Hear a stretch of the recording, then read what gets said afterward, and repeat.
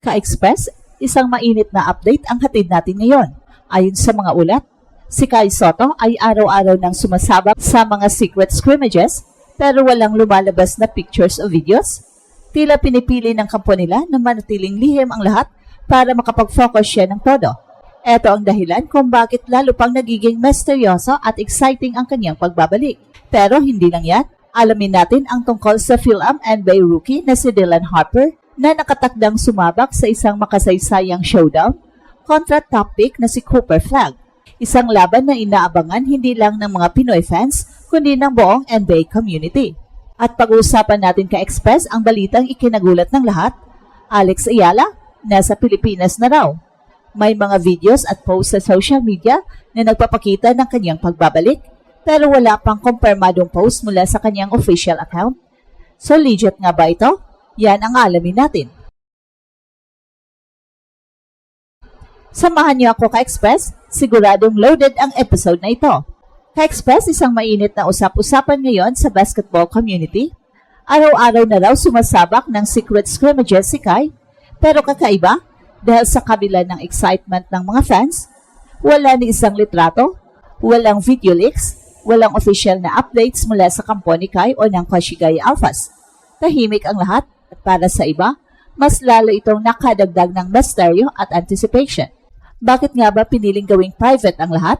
Una, kailangan nating tandaan na si Kai ay galing sa isang seryosong ACL injury. Ang ganitong klaseng injury ay nangangailangan ng maingat at systematic na pagbabalik. Kung masyado siyang mabugbog ng media at mga fans habang nasa proseso ng recovery, posibleng maging distraction yon. Kaya posibleng strategy ng kanyang camp na mag-focus muna sa performance kaysa publicity. Pangalawa, ang kultura ng secret scrimmages ay hindi na bago sa mundo ng sports. Maraming NBA players tulad ni na Kevin Durant at Kawhi Leonard na dumaan sa closed-door practices bago muling bumalik sa spotlight. Ito ay para masiguro na sila ay 100% na ready at kapag bumalik na sila sa harap ng mga kamera, kitang-kita agad ang kanilang full recovery at improvements. Ganito rin ang posibleng ginagawa ni Kai, quiet grind bago ang loud comeback. At may mga insider reports na nagsasabing nagdo-dominate si Kai sa mga closed-door scrimmages. Hindi lang siya basta nakipaglaro, kundi talagang pinapakita raw niya ang kanyang height advantage, improved footwork at mas polished na shooting stroke.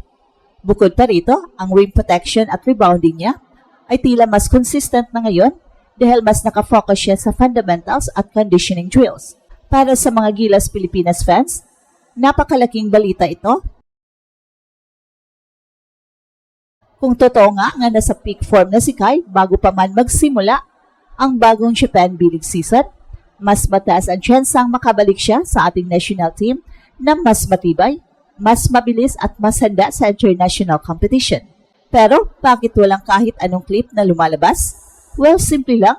Sa panahon ngayon, ang bawat litrato o video ay nagiging headline agad. Kung may lumabas na footage ng scrimmage ni Kai at hindi pa siya 100% game ready, posibleng makriticize siya ng maaga. At bilang isang batang player na nasa ilalim ng microscope ng buong bansa, mas mabuting iwasan muna ang premature judgment.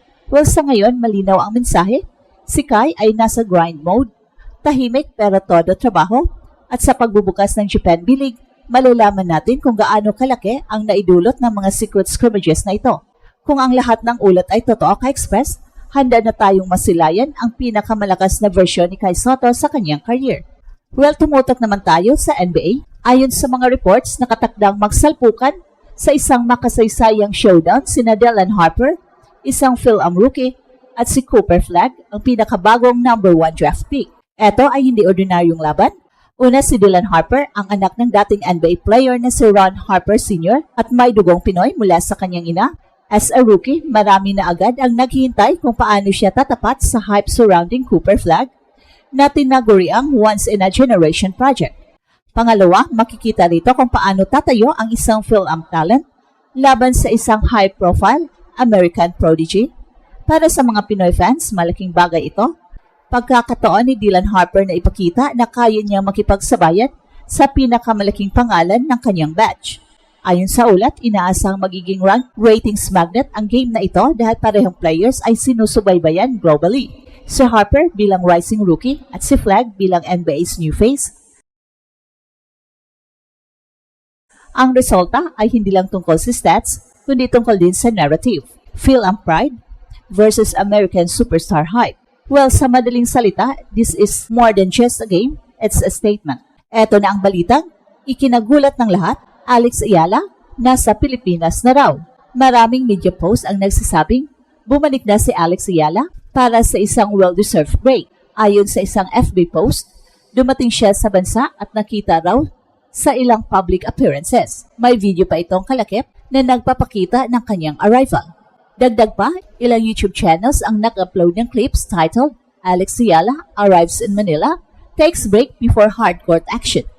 May iba pang outlets na nag-report na siya'y nasa bansa na at spotted kasama ang ilang fans. Gayunpaman sa kabila ng mga buzz, walang official confirmation mula sa mismong si Alex Ayala sa kanyang verified Instagram at Facebook accounts.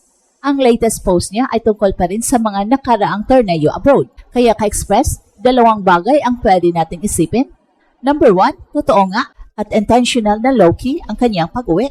Kaya't hindi siya nag-post para makapagpahinga. And number 2, o kaya naman maaring outdated o miscaption ang mga videos at repost gaya ng madalas nangyari sa social media news cycle. Sa ngayon, pinakamalakas na indikasyon ay galing sa multiple social media sightings at fan videos. Kung wala mang official na pahayag, malaki ang posibilidad na nasa Pilipinas siya ngayon para magpahinga bago sumabak ulit sa International Tennis Circuit. Ka-express, malinaw na ang tatlong balitang ito ay nagsisilbing patunay na patuloy na lumalawak ang impluwensya ng ating mga kabatang atleta sa mundo ng sports. Una, si Kai Sotto, na kahit walang nakikitang footage o litrato, ay posibleng nasa pinakamahalagang yugto ng kanyang career. Ang kanyang tahimik pero matinding secret scrimmages ay nagsiguro na hindi hype, kundi tunay na paghahanda ang hatid niya sa kanyang pagbabalik. Pangalawa, si Dylan Harper, isang Phil-Am rookie na humaharap sa makasaysayang showdown kontra kay Cooper Flagg.